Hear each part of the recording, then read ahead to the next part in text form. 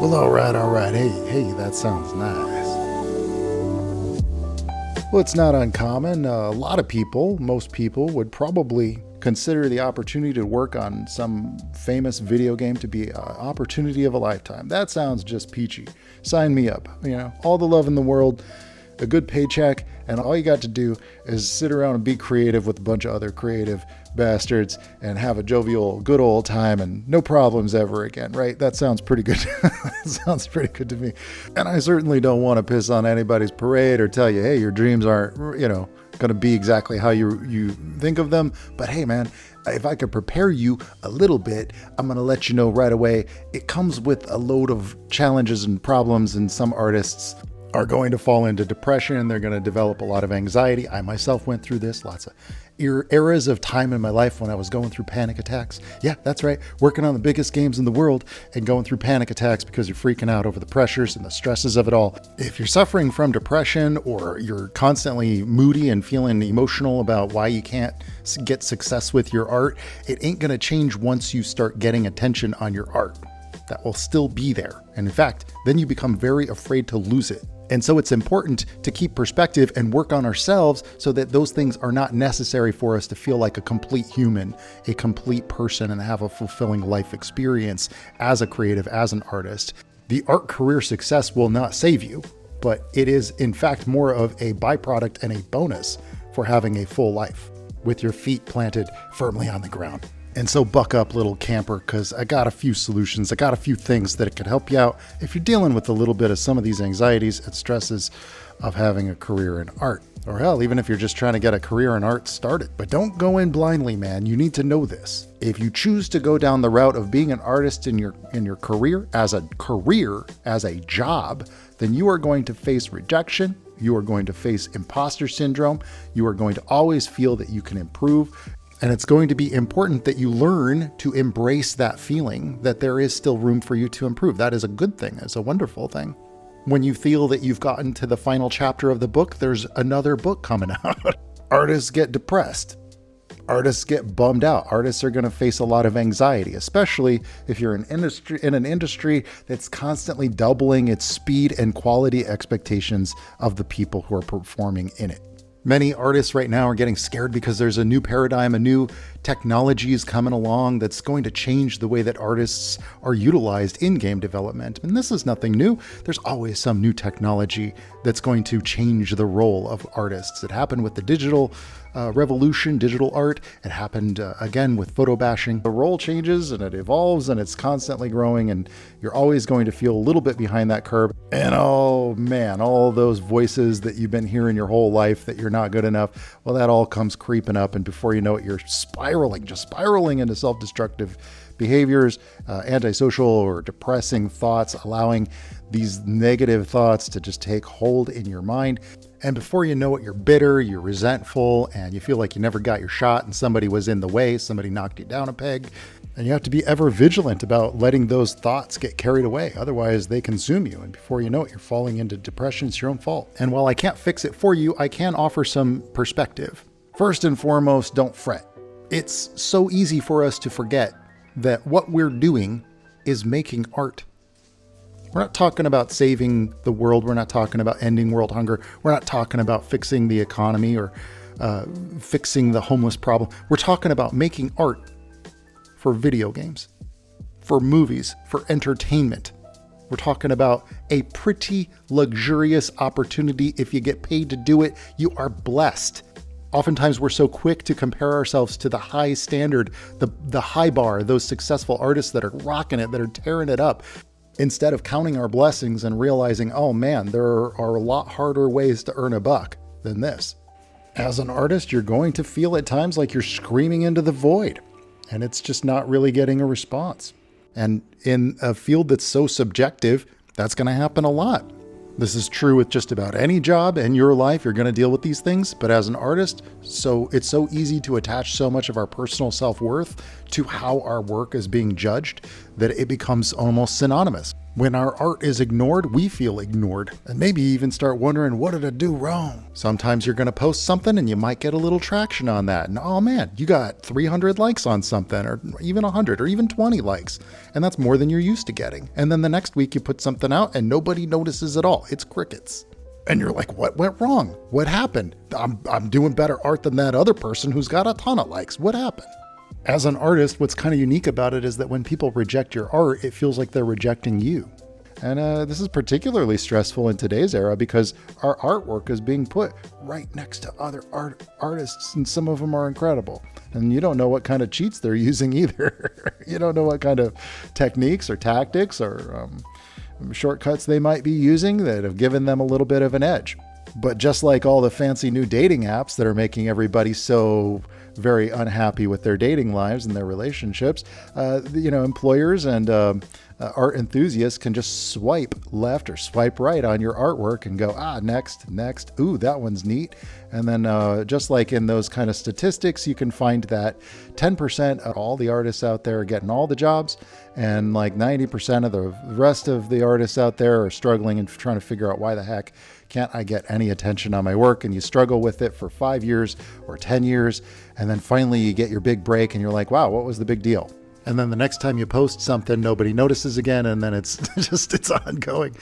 So here are a few more tools. Remember that being on the journey is a good thing. You don't have to be an expert right out of the gate. Very few people are just blessed with being pro level really fast. So it's good to just slowly grow and develop and appreciate where you are in that journey. Appreciate that there's a lot more to learn. And instead of looking at people as a comparison, a measure of comparison for where you feel that you're supposed to be, instead look at what they're doing and ask yourself, what are they doing there that maybe I could adopt? How could I learn that skill that's making that other artist shine? Always also remember that you are more than the number of subscribers that you have or likes that you get on your artwork. You're a full person.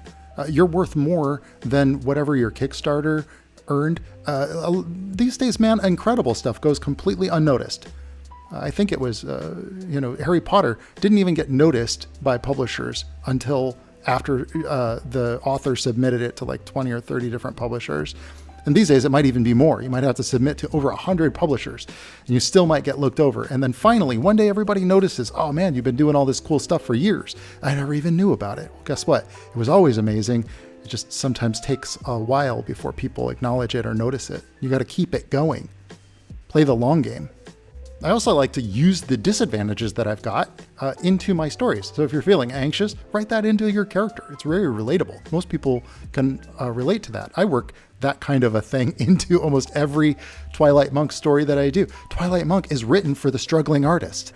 And I basically took my own challenges and my own frustrations with feeling like I'm screaming into the void. I put that into the character's story. Ironically, along the journey, I met a co-writer, Chris Krubeck, and only in us working together were we able to write the best version of the story. And so like that worked its way into the story as well. There's definite team building going on in the story. So that's another solution, actually. If you're feeling frustrated with your own work, then maybe you need to partner up. Maybe you need to be a part of a team. And if you're already a part of a team, remember that you're just a part of a team. It's not about you. And then you can focus your attention on maybe somebody else on the team that you could help out. And that'll actually take your mind off of your own challenges, and you'll learn something about where they're at. You'll learn something about yourself by helping them go through what they're going through. Now, of course, I can't speak for other people and what they're going through, but I can tell you that a lot of times when I'm going through something, if I really take a step back and I look at the challenges that somebody else is facing, and if I help them through that, 1, I feel better about myself. 2, I've taken my mind off of my own problem, and I realized that I was only really frustrated, depressed, and feeling anxious because I was so absorbed in my own issue. And sometimes if we got a lot of alone time, then it's easy to become depressed. So maybe socializing more and working with a team can really resolve some of those things. And also when you start working with a team of badasses that you can really rely on, you might find that they're dealing with some insecurities about their own work as well, and you can build them up. And you'll find that they'll help you through your challenges as well when you need them. Build an art family. That's really important. And quite ironically, the more thought that I gave to this anxiety thing, the more anxious I got about this video. I became very aware of my own anxiety, worrying about saying too much about my own challenges with this, and concerned that I'm not actually considering every other person's struggle with something that can quite honestly be very debilitating. My conclusion, let it go. Put out the best of what you can do every day and move on. Focus on what you can do. You can't control what other people say or think or how they might judge your work. Most of the people that are going to be your harshest critics can't do what you're doing anyway. And they don't even like their own work. So why should it matter if they don't like your work? So just focus on your own standards and move on with the resources and the time that you have. Ironically, maybe that's the solution to depression and anxiety. Because now by putting even this video, I just had to like put it out there. And by putting it out there and just being done with it, well, maybe now I can focus on work that brings me more joy. I can find some small success in my own work or in other things that I may be more excited to work on. There's so many things to be excited to work on, new skills, new things that you can learn at any time. So my advice, do your best with what you got. Then just say, screw it, let it go. And don't give it more attention. You give it more attention, you actually find more reasons to be anxious.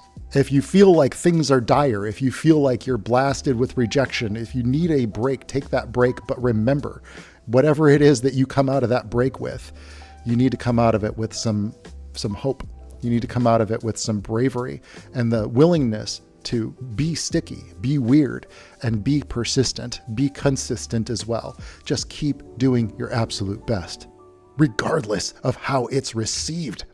Oh man, it's good to be back talking about this sort of a thing here on my YouTube channel. I do appreciate you, all of you, for coming back through many of my somewhat confusing videos of late. I've been doing like beginner tutorials for different software, and I've been doing lots of different types of content. I think I'm still just trying to make it fun again. And this topic had been on my mind because I read some sad articles about some really depressed artists, and I wanted to just get some tools out there, some things that maybe I could impart upon anybody who might be going through these sorts of things. If you're not, then this video may just seem like whatever, it's just Trent going off again. But if you are going through something, man, I really hope it's something that you can get over. It's something that you can see the light at the end of that tunnel. I want you to have hope. I want you to have success, and not just lots of followers, but true success. And for those of you who are just beginning on the art journey, don't be scared, man. Don't be scared. There's always going to be a lot of help along the way through myself or other YouTubers and people who are just teaching those fundamentals. Always go back to the fundamentals. If you need a little help with that, check out my free digital artist starter kit over on my Gumroad channel. Well, that's right, it's free. Just some perspective stuff, some easy practices, some little timed exercises that you can do to just get the ball rolling if you're not sure what to work on today to develop your skill. And dudes, I'll see you in the next video. All right, ciao.